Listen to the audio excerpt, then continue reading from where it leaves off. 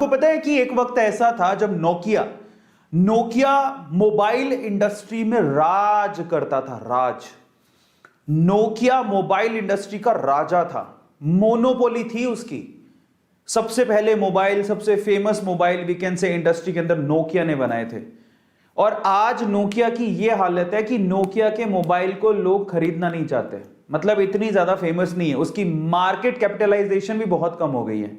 कारण जानते हैं आज किन मोबाइल्स को आप लोग खरीदते हो? एप्पल को, सैमसंग को, सैमसंग के मोबाइल, एप्पल के मोबाइल, या फिर मी, शियोमी, वन प्लस, इन मोबाइल्स को ज्यादा क्यों खरीद रहे हो? आपने नोकिया के मोबाइल को क्यों खरीदना बंद कर दिया? कारण क्या था? अडॉप्टेशन, अडॉप्ट करना, अपने आप को समय के हिसाब से ढालना।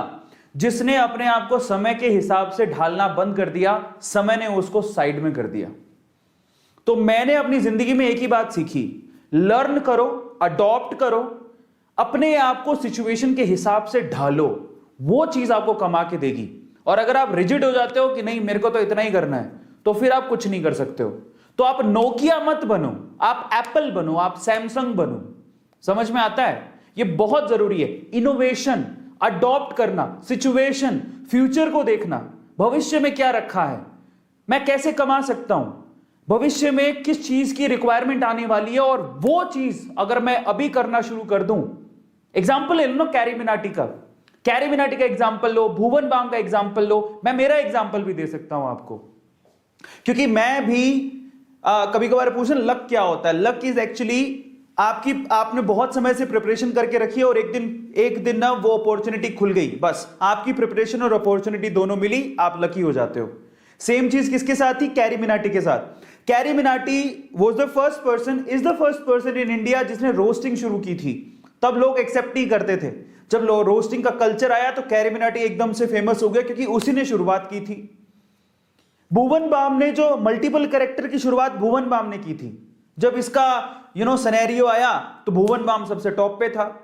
आप टेक्निकल गुरुजी को ले लो, टेक्निकल गुरुजी ने सबसे पहले इंडिया में, मतलब वो जब सबसे पहले लोगों में से वो शुमार थे जब टेक्निकल रिव्यू करने शुरू किए थे गैजेट्स के, और आज वो पायनियर है, यूट्यूब पे सबसे ज्यादा नाम है। फ्लाइंग बीस्ट का एग्जांपल ले लो, व्लॉगिंग में सबसे फेमस नाम है, क्योंकि उस बंदे ने जिस लेवल से व्लॉगिंग वो करते हैं वो उसके पायनियर है। आ रहा है समझ में? आशीष चंचलानी का एग्जांपल लो, अमित बड़ारा का एग्जांपल लो, वो अपने अपने जोनर में ये जो मल्टीपल टास्किंग करके या फिर फनी वीडियोस बना के, इनोवेटिव वीडियोस बना के फेमस हो गए। टीवीएफ का एग्जांपल लो, यूट्यूब जब शुरू में आया था, यूट्यूब का एग्जांपल ले लो। जब यूट्यूब शुरू में आया था तो यूट्यूब बेसिकली उसको कोई एक्सेप्ट नहीं करता था। यूट्यूब से जब हम लोग यूट्यूब की जर्नी पढ़ने गए तो पता लगा 2011 में जब एंटर हुए थे इंडिया में, और यूट्यूब जब लोगों को बोलता था, क्रिएटर्स को बोलता था जो कि सिर्फ फिल्में बनाते थे और छोटे छोटे टीवी में इधर उधर अपनी सीरीज और ऐसा लॉन्च करते थे, तो उनको जब कहते था यूट्यूब वाला कि आप हमारे यहाँ पे फ्री में कंटेंट डालो, तो कोई डालता ही नहीं था। बोले आप फेमस हो जाओ, कोई नहीं डालता था। धीरे धीरे इतना क्रेज बढ़ गया और आज यूट्यूब देख लो। 2006 में आपको एक मजेदार चीज बताता हूं, 2006 में गूगल ने यूट्यूब को ऑलमोस्ट 11,000 करोड़ रुपए में खरीदा था। और आप बिलीव करोगे कि 2021 के फरवरी 2020 में, ऐसा डेटा निकल के आ रहा है, 2020 और 21, मतलब इसी 1-2 महीने के अंदर ही उसने 11,000 करोड़ रुपए सिर्फ 2 महीने में कमाए हैं। मतलब एक कोरोना काल में उसने कितना पैसा कमाया, अनबिलीवेबल। तो मतलब क्या निकला?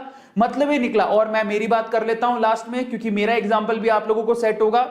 मुझे पहले से ही समझ में आ गया था कि शॉर्ट वीडियो, माइक्रो वीडियो का मौसम आने वाला है, वेदर आने वाला है, और मैं तैयार भी था। मैंने इसकी तैयारी पहले ही कर ली थी। और आपको पता है कि A2 मोटिवेशन शॉर्ट वीडियोस के प्लेटफॉर्म पे सबसे टॉप पे चल रहा है, इंडिया में नंबर 1 चैनल है हमारा।